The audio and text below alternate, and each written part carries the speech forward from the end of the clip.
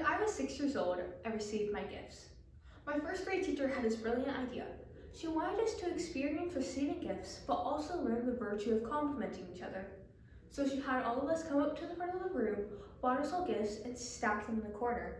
And she said, "Why don't we just stand here and compliment each other? If you hear your name called, go and pick up your gift and sit down."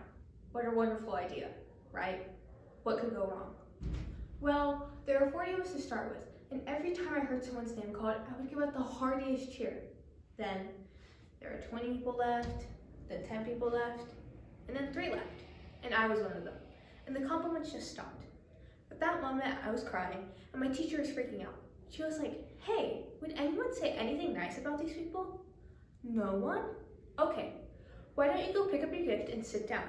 So behave next year. Someone might say something nice about you then. Well, as I am telling you this, you probably know I remember this really well, but I don't know who felt worse that day. Was it me or my teacher? She must have realized she had turned a team building event into a public roast for 3 6-year-olds, and without the humor. So that was one version of me, one who would die to avoid being in that situation again, to get rejected in public again. I'm sure all of us here have experienced some type of rejection at some point in our lives, whether from a job, team, or person. It is normal to experience rejection in order to grow as people. I mean, without it, there'd be no striving to be better. In this speech, author Ximena reflects on what it felt like searching for rejection and ultimately what he learned from it. In his searches for no's, he found answers to his questions. Why are we so afraid of rejection? Well, I learned from 100 Days of Rejection, written by Ximena. Then, 8 years later, Bill Gates came to my hometown to speak, and I saw his message. I fell in love with that guy. I thought, wow, I know what I want to do now. That night, I wrote a letter to my family telling them by age 25, I would build the biggest company in the world, and that company will buy Microsoft. I totally embraced this idea of world domination. So that was another version of me, one who will conquer the world. Then, 2 years later, I was presented with an opportunity to come to the United States, and I jumped on it, because that's where Bill Gates lived, right? I thought that was the start of my entrepreneurial journey. Then, fast forward another 14 years. I was 30. Nope, I didn't build that company. I didn't even start, and I felt I was stuck, I was stagnant. Why is that? Where is that 14-year-old who wrote that letter? It's not because he didn't try. It's because every time I had a new idea, every time I wanted to try something new, I felt like there was this constant battle between the 14-year-old and the 6-year-old. I started my own company when I was 30. When I was an entrepreneur, I was presented with an investment opportunity. Then I was turned down. That rejection hurt me. It hurt me so bad I wanted to quit right then and there. But then I thought, hey, would Bill Gates quit after a simple investment rejection? Would any successful entrepreneur quit like that? No way. So this is where it clicked for me, okay? I can build a better company. I can build a better team or a better product, but one thing is for sure, I've got to be a better leader. I cannot let that 6-year-old keep dictating my life anymore. I have to put him back in his place. So this is where I went online and looked for help. I searched, how do I overcome the fear of rejection? I came up with a bunch of psychology articles talking about don't take it personally, just overcome it. I mean, who doesn't know that? But why was I still so scared? Then, by luck, I found this website. It's called rejectiontherapy.com. Rejection therapy. Basically, the idea is for 30 days you go out and look for rejection, and every day you get rejected at something. Then, by the end, you desensitize yourself to the pain. And I love that idea. I said, you know what? I'm going to do this. I'll feel myself get rejected for 100 days. And I came up with my own rejection ideas. I made a video blog out of it. Day 1, borrow $100 from a stranger. It's when I went to where I was working at. I came downstairs and I saw this big guy sitting behind a desk. He looked like a security guard, so I just approached him. And I was just walking. And that was the longest walk of my life. The hair on the back of my neck was standing up. I was sweating and my heart was pounding. And I got there and I said, "Hey sir, can I borrow $100 from you?"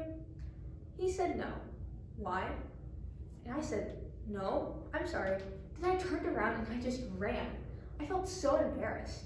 But because I was feeling myself, that night I watched myself get rejected. I just saw how scared I was. I looked like this kid from Sixth Sense. But then I saw this guy. You know, he wasn't that menacing. He was a chubby, lovable guy. And he even asked me why. In fact, he invited me to explain myself. And I could have said many things. I could have explained, I could have negotiated. I didn't do any of that. all I did was run. I felt like, wow, this is a microcosm of my life. Every time I felt the slightest bit of rejection, I would just run as fast as I could. And you know what? The next day, no matter what happens, I'm not going to run. I'll stay engaged. Day 2, request a burger refill. I went to a burger joint, finished lunch, and I went to the cashier and said, hey, can I get a burger refill? He was all confused, like, what's a burger refill?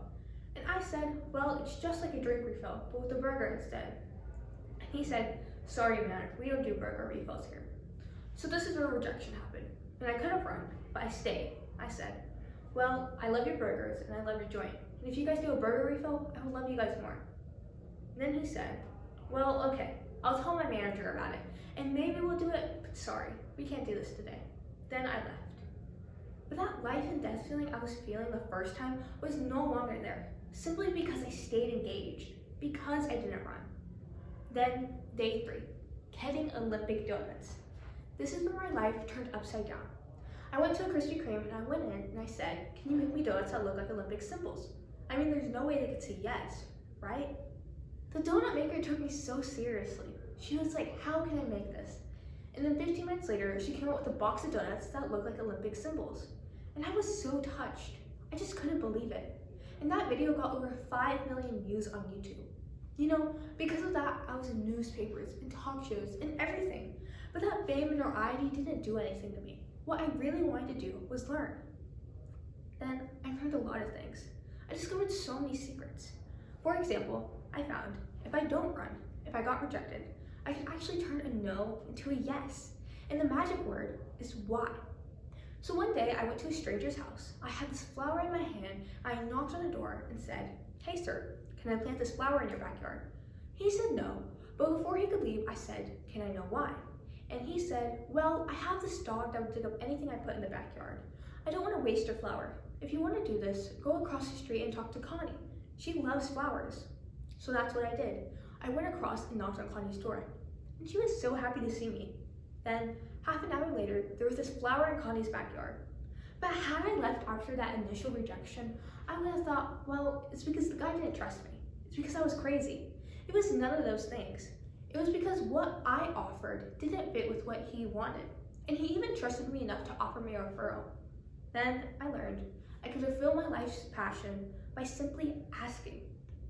You know, I come from 4 generations of teachers, and my mother has always told me, hey Jai, you can do anything you want, but it'd be great if you became a teacher. But I wanted to be an entrepreneur, so I didn't. But I said, why don't I just ask and teach a college class? I lived in Austin at the time, so I went to the University of Texas, knocked on professors' doors, and said, hey, can I teach your class? I didn't get anywhere the first couple times, but on the 3rd try, the professor was very impressed. He was like, wow, I can use this. Why don't you come back in 2 months? I'll fit you in my curriculum. Then, 2 months later, I was teaching a college class. But wow, when I walked out of that class, I was crying because I never thought I could fulfill my life's dream by simply asking. I used to think I had to accomplish all these things, be a great entrepreneur, or get a PhD to teach. But no, I just asked and I could teach. I quoted Martin Luther King Jr. in my lesson. Why? In my research, I found that people who really changed our world, who changed the way we live and the way we think, are the people who were met with initial and often violent rejections. People like MLK, Muhammad Gandhi, or Nelson Mandela. These people did not let rejection define them. They let their own reaction after rejection define themselves, and they embraced it. In my case, rejection was my curse.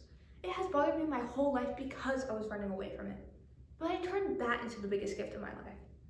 When you get rejected in life, when you are facing your next obstacle or your next failure, consider the possibilities. Don't run. If you just embrace them, they might become your gifts as well.